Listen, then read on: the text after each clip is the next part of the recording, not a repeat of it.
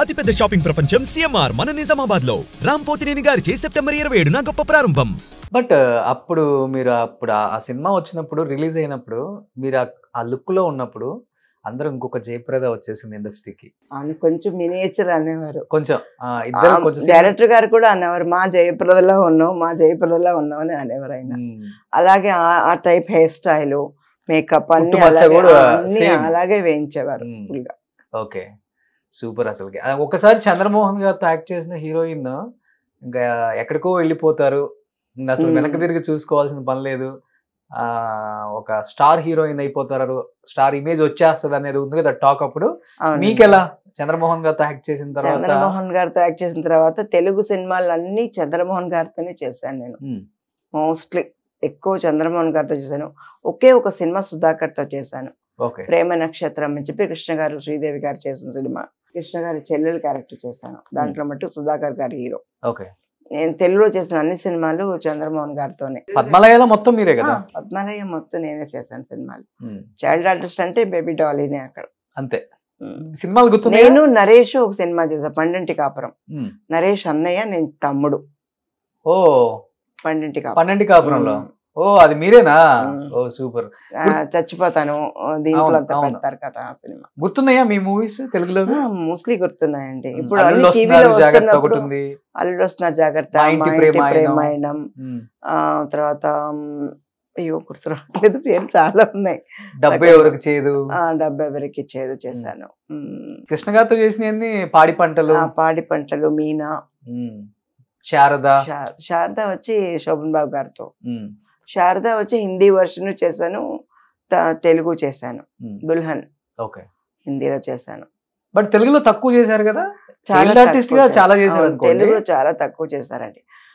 శుభోదయం చేసిన టైంలో షిఫ్ట్ అవ్వమన్నారు నన్ను.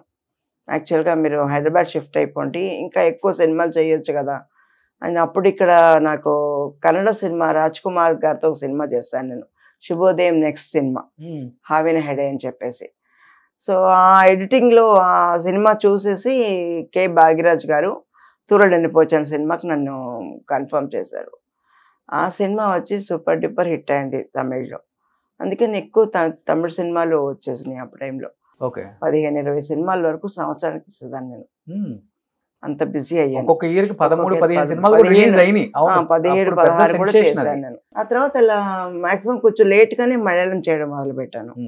మలయాళం వచ్చి దాంట్లోనే ఒక 70 మూవీస్ చేశాను మలయాళంలో. కాదు, ఎత్తు లేదు, ఫిజిక్ లేదు, అన్ని లేవన్నారు. అలాంటిది సులక్షణ గారు దాదాపు ఆల్మోస్ట్ ఎన్ని సినిమాలు చేసి ఉంటారు? 500 సినిమా అయిపోయింది. దాంట్లో హీరోయిన్ గా ఎన్ని చేసి ఉంటారు? అన్ని ఒక 300 చేసి ఉంటాను. 300 మూవీస్ యాజ్ హీరోయిన్ గా చేశానండి. పెద్దగా అందం లేని అమ్మాయి, పెద్దగా లావలేని అమ్మాయి, హైట్ లేదు, వేరే నేను హైట్ లేని అమ్మాయి, ఇంత చెప్పులు వేసుకొని అలవాటు చేసుకుని అదే డాన్స్ చేయడం కూడాను. డాన్స్ చేయడం దగ్గర నడవడం, ఇంట్లో కూడా హీల్స్ చెప్పులు వేసుకొని నడిచేదాన్ని. మా హీరోలు అందరూ చాలా పొడుగు ఉండేవాళ్ళు, ఇలాగే చూడాలని నేను. దాంతో నాకు లైఫ్ అనేది హీల్స్ చెప్పులు అయిపోయింది. ఒక ఫేసే మిమ్మల్ని కాపాడింది అప్పుడులో. బాగా అందంగా క్యూట్ గా అమ్ముల్ బేబీ లాగా ఉంటారు. మా బేబీ డాలీ అంటే ఎలా ఉండాలి అలానే ఉంటారు. బట్ పీక్ లో ఉన్నప్పుడు అనిపించిందా, ఎటువంటి సపోర్ట్ లేకుండా ఎంతో మంది హేళన చేసి, ఎంతో మంది మనకు అన్ని ఏదో నెగిటివిటీ చెప్పడమే కానీ సపోర్ట్ చేసి పాజిటివ్ గా నువ్వు వస్తావు పైకి వస్తావు అని చెప్పిన ముందు ఒక మలయాళం సినిమా నన్ను టెస్ట్ కి తీసుకెళ్లారు. 1 డే షూట్ చేసి I was rejected. In what basis you know that she is not fit for screen. Not fit for screen. And ఇంకా కండెమ్డ్ అన్నట్టు నన్ను ఒకరోజు షూట్ చేసి నన్ను రిటర్న్ పంపించేశారు Kodaikanal. It was Mammootty's movie actually.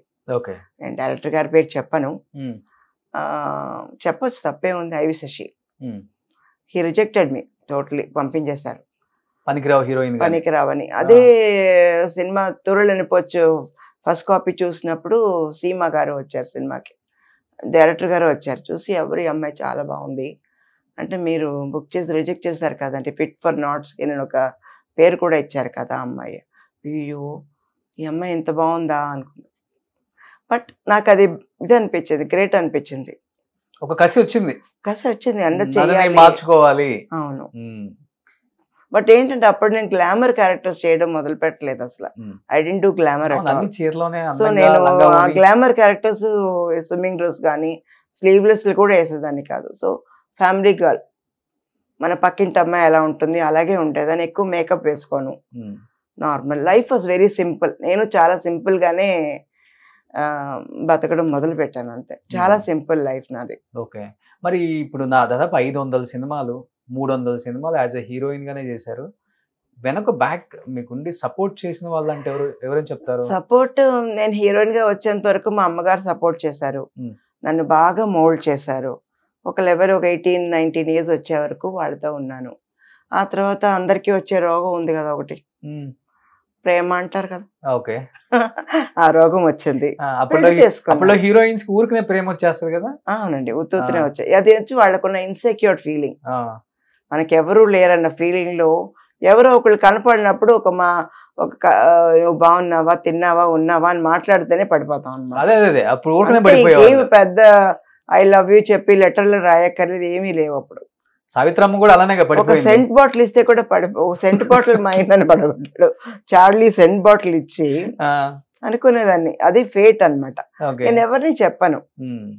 ఆ ఏజ్ లో నాకు లవ్ చేయాలనిపించింది, లవ్ చేశాను. ఆయన్నే పెళ్లి చేసుకున్నాను. బట్ నేను పెళ్లి చేసుకున్న తర్వాత చాలా వీరావేశంగా నేను ఇంక మీద పని చేయను, నేను ఇంట్లోనే ఉంటాను, ఒక 5-6 పిల్లల్ని కనేసి హ్యాపీగా ఉంటాను, బాగా లావెక్కిపోయి ఇలాగంతా ఇమాజినేషన్ ఉండేవి. బట్ నాకు పెళ్ళైన రోజునే మా ఆయన్ని అడిగాను, నేను మానేయచ్చు కదా సినిమాలు. అప్పటికే నాకు 15 సినిమాలు చేతిలో ఉన్నాయి, ఇంకా ఫినిష్ చేయలేదు నేను. ఎవరు చెప్పారు నువ్వు ప్రొఫెషన్ మానాలని? నువ్వు వెళ్ళు, your life is your life, your profession is your profession. He has told that. First సెట్కి వెళ్ళాను, 7 గంటలకి పెళ్ళి అయింది నాకు. 10 o'clock ఐ వాజ్ ఇన్ తంబికెందుకు రజనీకాంత్ సార్ సెట్ లో ఉన్నాను. అదే తాలిబొట్టుతో లోపల హాయిగా కూర్చున్నాను. అప్పుడు అన్నా 7 గంటలకి పెళ్లి చేసుకొని 10 గంటలకి షూటింగ్ వచ్చే ఒకే ఆర్టిస్ట్ నువ్వు తల్లి. ఆయన చాలా చెప్పేవారు అనమాట, ఈ పిల్లని మట్టుకి వాళ్ళ నైట్ ఇంటికి పంపించకండి, 11 o'clock షూటింగ్ పెట్టండి, ఇక్కడే ఉండేది. మీరు పెళ్లి చేసుకుంది ద గ్రేట్ ఎంఎస్ విశ్వనాథ్. అవునండి, అవును, మ్యూజిక్ డైరెక్టర్ వాళ్ళ అబ్బాయి కదా. అవునండి, ఆయన పెద్దగా అబ్బాయి గోపి కృష్ణ గారు. అవునండి. సూపర్.